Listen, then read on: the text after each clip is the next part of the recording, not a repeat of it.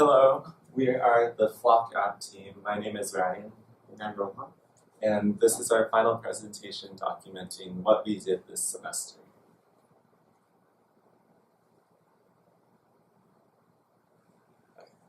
So to provide a brief overview of the Floc app, I'm going to talk about some of our project goals and the vision for the project this semester.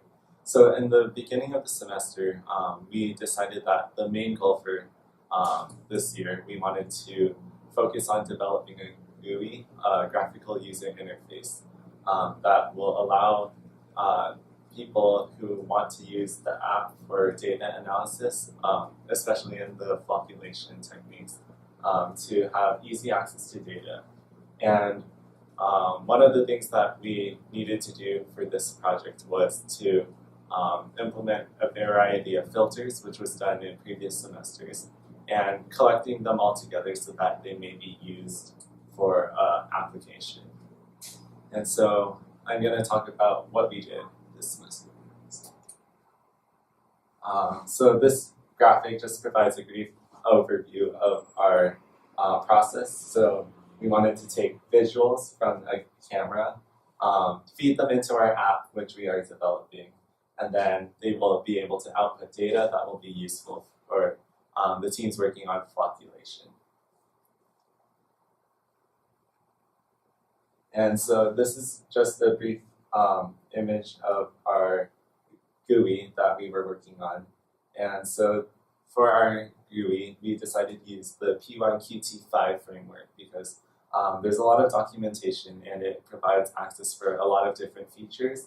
And so one of the things that we wanted to do was make our code easily editable so that people in future semesters may easily point at our code and say, oh, here's the section where they implemented filters, and here's the section where they implemented video processing.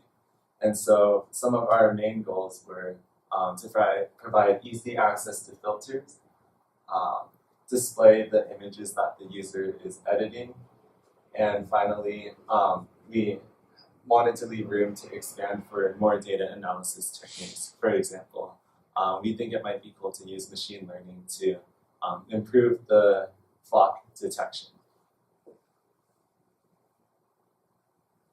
And so this is a GIF of our Floc app that we developed.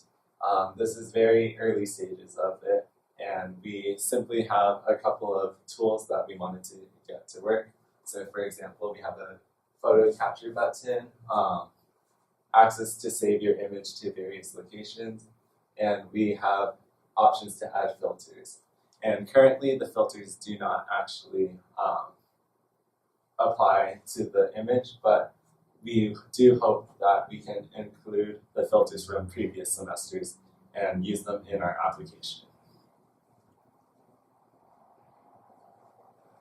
This year we also set a goal to focus on video processing because image processing is cool and all, but images have to be taken and then sent to the app, and then your data ends up being very old. So if we were able to get video processing to work, we could get a live stream of data so that operators of the flocculation tank may have easy access to data and point out when things need to be updated.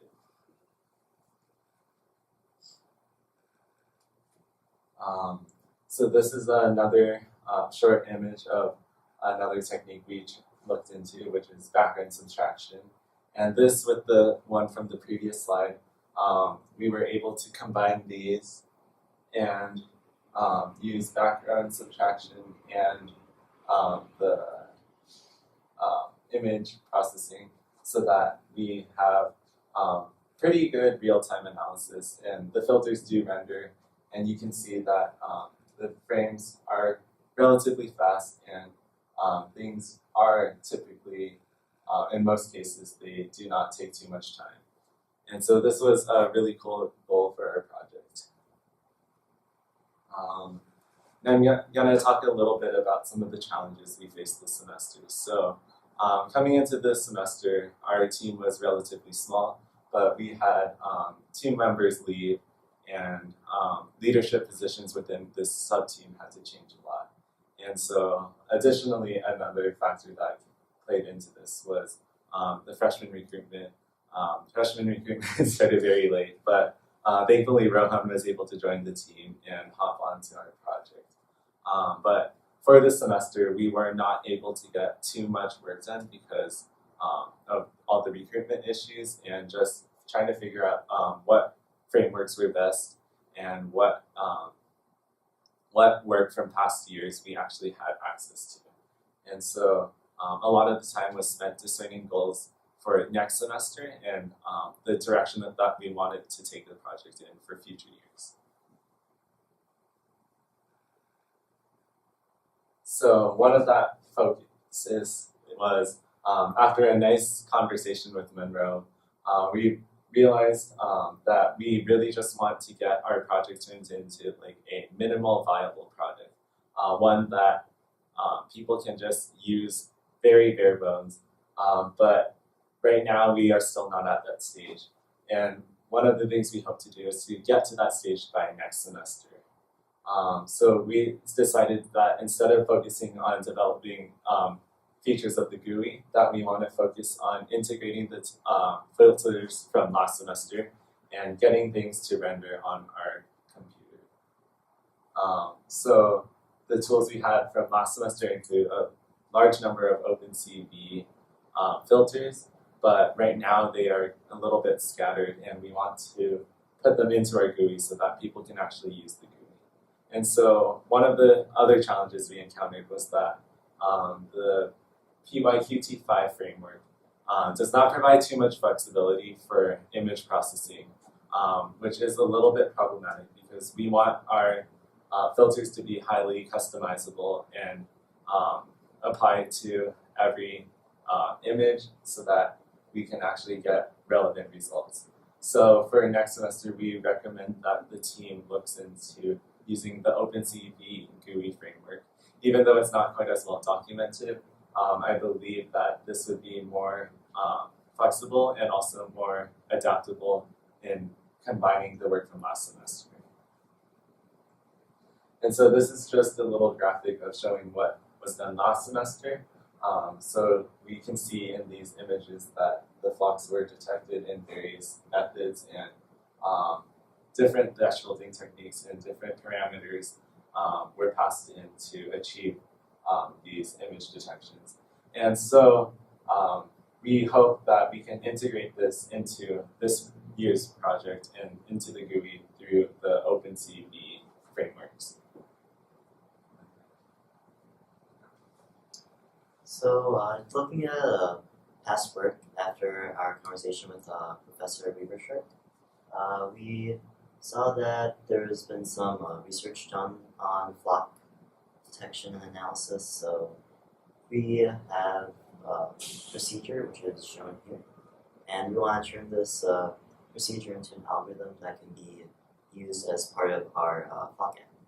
And basically, we want to be able to use this as our foundation and then be able to incorporate the GUI and machine learning to create a more useful product for the other subteams to use.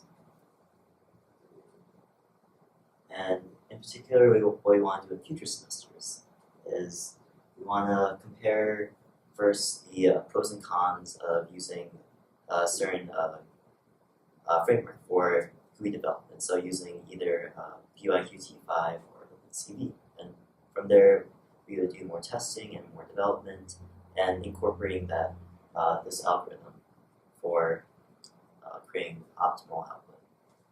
And in future semesters, also we want to be able to not just have the GUI, but also incorporate some machine learning to make our product more scalable and adaptable to different treatment methods. And so this is just a quick slide showing that people are using machine learning techniques for object detection, and we think it would be a cool thing to look into for floc detection especially.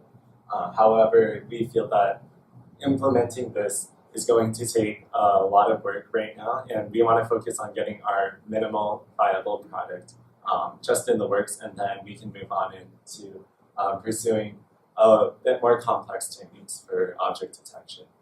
And so this is a demonstration of one machine learning technique that Elder was trying out. It's cascaded classifiers.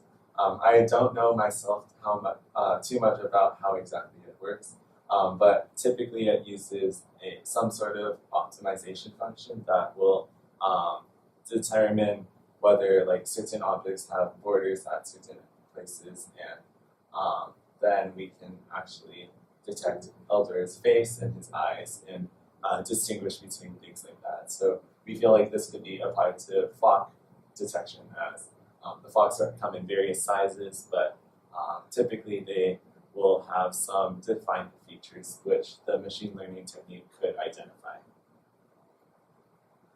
So that's all for our presentation, and if you have any questions, you can email any of the three of us here. Thank you.